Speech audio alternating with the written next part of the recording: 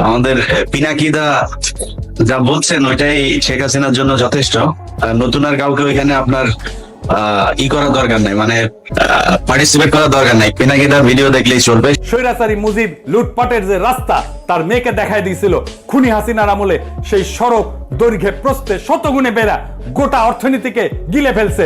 পিনাকি ভট্টাচার্য এবং সাংবাদিক ইলিয়াস হোসেন বর্তমানে বাংলাদেশের আলোচিত দুই ব্যক্তির নাম। বিশেষ করে বাংলাদেশে গণতন্ত্র প্রতিষ্ঠার ক্ষেত্রে ইলিয়াস হোসেন এবং পিনাকি ভট্টাচার্যের ব্যাপক অবদান রয়েছে।